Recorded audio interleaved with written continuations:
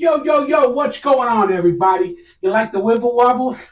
Well, we're going to review a movie. Because I like to watch movies late at night.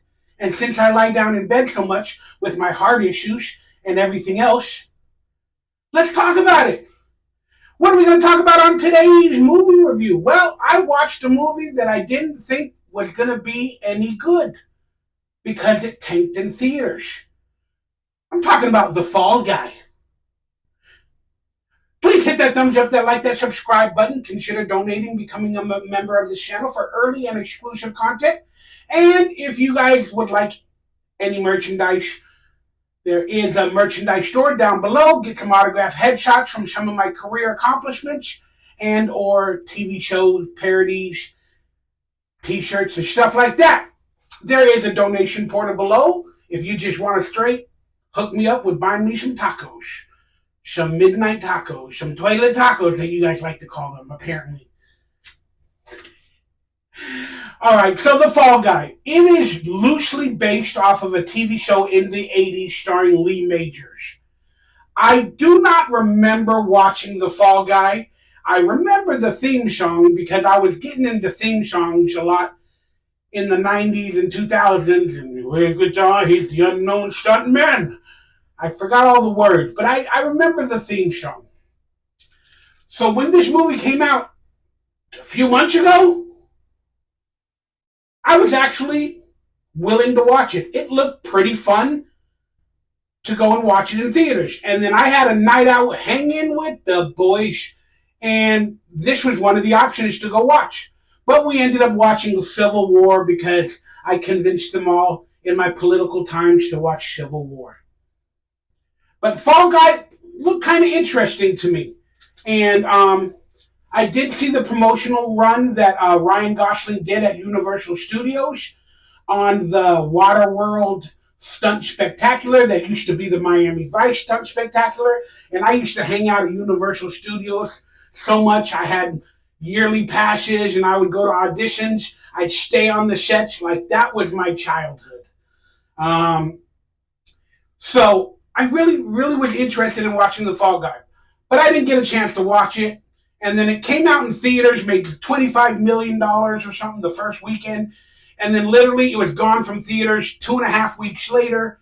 And then it was on PVOD, or Premiere Video on Demand. And I was like, okay, so that happened maybe 2 or 3 weeks ago, a month ago. I finally got around to watching it. But here's the point. Why did it fail? Let's talk about that after I give my little bit of a review. But I was pleasantly surprised. This movie had me from the beginning to the end. Because it was about movie making and stuntmen and people like that. I don't need to give you the story of the movie because I think you should go watch it.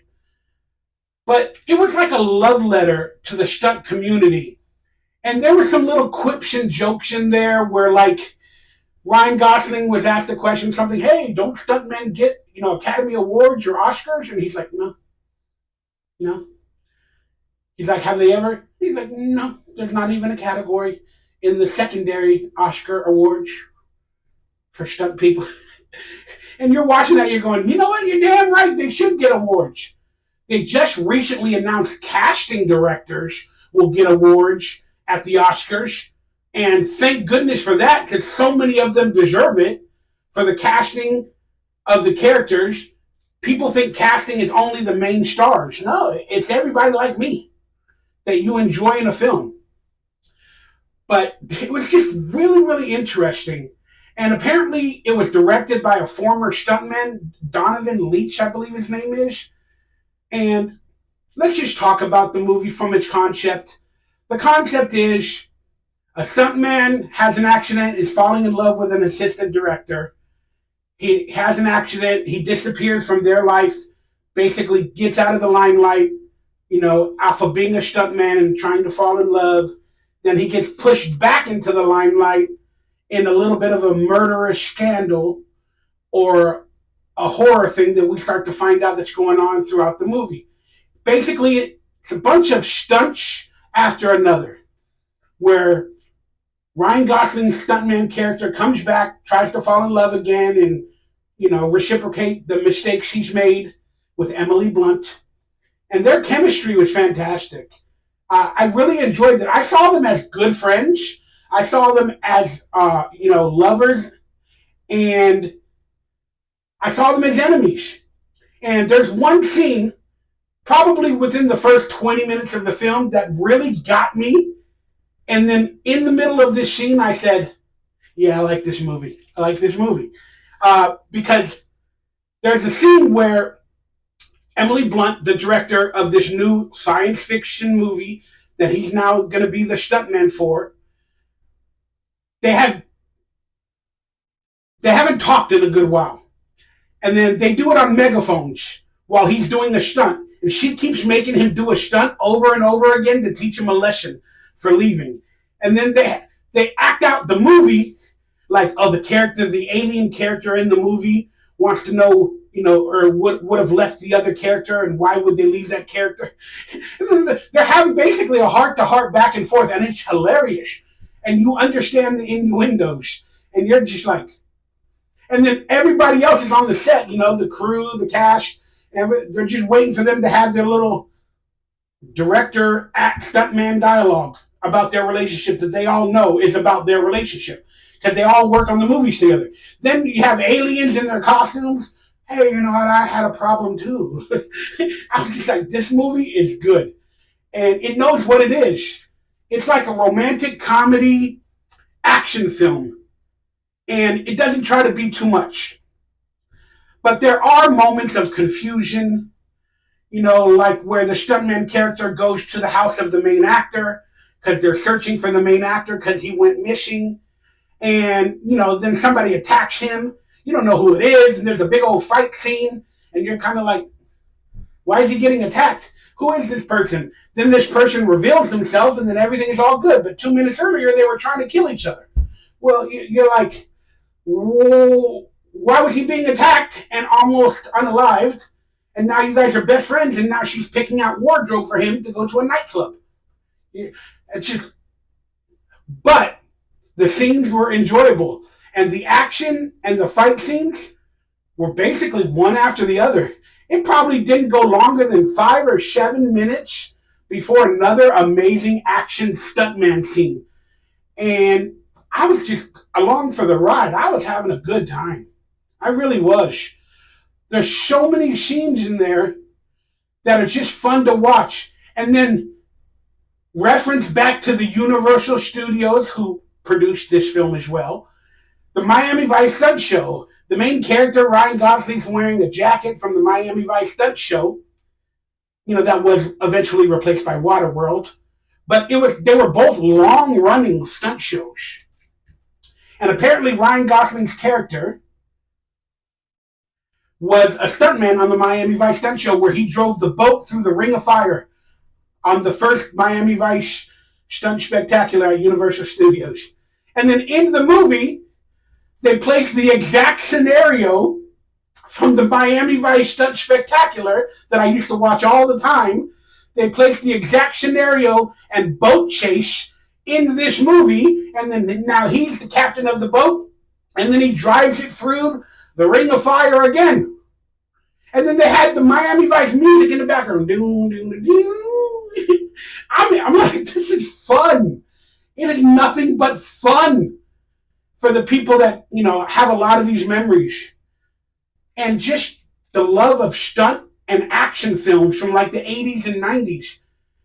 And I think probably for the most part, 90% of the stunts in this movie, 95 maybe even 100%, maybe they did it purposefully, was all stuntman related and practical effects. Of course, there was a few effects that were digitally made for the making of the movie, but I'd be really interested to find out, if everything was stuntman related and practical effects related. And they had so many amazing explosions of cars and stuff like that, and you were cheering on the stunts, and you got to watch how the stunts were made. Like, the opening shot of the movie is Ryan Gosling, talking to Emily Blunt getting ready to go do a stunt where he jumps off into the middle of a building. And the camera goes for like 12, 13 minutes and it follows him. He's putting on his harnesses. He's talking to her on a walkie-talkie. Camera follows him. Then he does his safety checks. They do their safety checks. They place a microphone on him. And then, he's like, eh. Then he gets on the elevator. Then they put the wires on him. Then he stands. You're like, that's how it's done before they actually do it and film it in the movie. It was fun. It was really, really fun. There's so many fun scenes like that. There was one scene that took me out of it. I didn't understand it. Was the drug dealer nightclub scene where all of a sudden Ryan Gosling's character got drugged and now he's punching people like a video game. I mean, it looked cool. It was fun. But every other stunt in the movie had like a real world effect to it. But this one became a digital effect. Like CGI, digital animation graphics. So it kind of took me out of the movie at that moment, but I still enjoyed it for what it was. And I just said, oh, it's like, a video game movie now. I just thoroughly enjoyed it. I had a really good time. I was smiling throughout, albeit it was a bit long, to be honest with you. There was moments where I thought it was going to end, and it could have been the ending, and it wasn't. I was like, they could have wrapped up the story right then and there. And then it went on again with some more amazing stunt chases and action scenes for another 40 minutes. I'm like, okay. But I did notice it was a little bit long. But that being said, I can't recommend The Fall Guy enough. If you just want to watch an action film with some jokes, and if you're like an 80s and 90s action fan, or just the real people that make movies, I think you're really going to enjoy this. I don't know why it tanked. I would think it would have done better than it did, and it would not have been out of theaters that quickly. So I have to think, why did it tank so badly? In my opinion, it should have made $30 to $40 million opening weekend. Then the next weekend, it should have continued another 30 to 40, because people would realize it's actually fun to watch. And they would go back and they would sustain that 30 to 40 million. And then the next week it might only do 20, 25, but more people would talk about it. So it would have passed, in my opinion, over the $100 million barrier. And it would have done better the longer it was in theaters, for at least a month or two. But it didn't stay in theaters that long. And that's because it tanked opening weekend. And Universal Studios, ever since the COOF, they've had a policy where if a movie doesn't do like over $50 million opening weekend, it's literally on video on demand 3 weeks later. 2.5, 3 weeks later. That is a bad strategy. Well, they're like, it tanked. It was below 50. We don't have no faith in it. So we got to recoup our money right now after the promotions that we just spent, for this month. Because they budget a month before the movie comes out of promotions, the big type promotions. Then they budget that month while the movie's out of promotions. So if their budget is $10 million of promotions or $20 million, well, technically they promote it the month before, and they use $10 million for that month. Then while it's in theaters, they promote another $10 million while it's in theaters to hopefully get people to going. But I guess if a movie tanks the first week, they're like, oh, we still got 3 weeks of promotions that are already paid for, and it's not doing that well in theaters. So let's try to get it back into the home theaters by the end of the month, which is in 3 weeks. So when the advertising just ends, we can pay a little bit of that money for a video on demand, and we can recoup all the assets within that month. I don't know if that's what their damn meetings are about, but that's what Universal Studios seems to do. And people understand this. So the movie, in my opinion, could have done better if they kept it in theaters a little bit longer. But Universal messed up because in other movies that tank, people are smart enough to realize, oh, the movie's going to tank this weekend. I'm not going to go see it. I'm just going to stay at home for 2 more weeks It'll be on video on demand in 2.5 weeks. And I think that's what happened. But if Universal didn't show that type of routine with some of their other movies, people would have been like hearing good things about it and watching some of the reviews, which are good, and they'd be like, you know what, maybe let's go see it this weekend. You know what? Let's go see it this weekend. Then they might have got more box office. But again, Universal has a history of doing this, and it's just bad business. But that being said, guys, I enjoyed the movie Fall Guy. I recommend it. I really, really do. I think you're going to have a good time. And there was a cameo, spoiler alert, of Lee Majors and the girl from the original TV series of The Fall Guy toward the end of the movie. But they kind of cut out the woman. They showed Lee Majors close up, and you knew it was, oh, that's the guy from The Fall Guy. That's him. But they never did a close up of the woman, the other co-star from the Fall Guy TV series in the 80s. And she was kind of lost. She looked like she had a ton of plastic surgery. Maybe they were afraid to have her on screen. I don't know. That's just a conspiracy theory.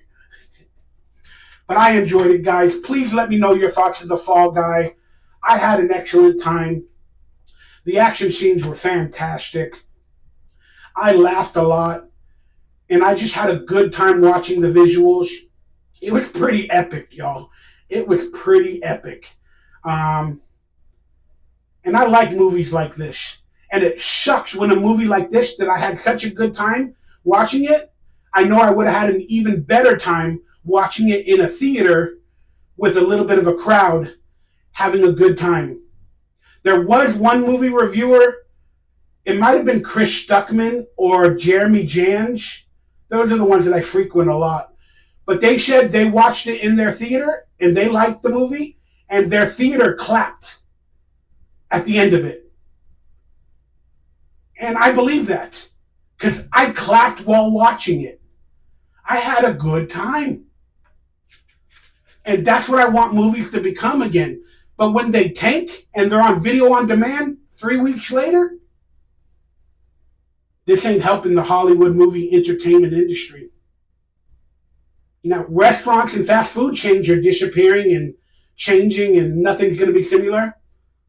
I don't know how long the movie theater business has until something really drastic is going to happen. But I'm a movie lover, and I'm pretty much afraid. I hope you guys enjoyed today's review. Please let me know your thoughts on The Fall Guy if you watched it, if you haven't seen it. But if you have not, I recommend it. Then if you watch it off of my recommendation, let me know your honest thoughts down below. I'm truly interested. Stay happy, stay healthy, stay blessed. I'm Michael Bauer, and I love you. I'll see you on the next review. And the next one will be Knuckles. People's like, what is that? What is Knuckles? These things that you guys crack. No, that's Knuckles.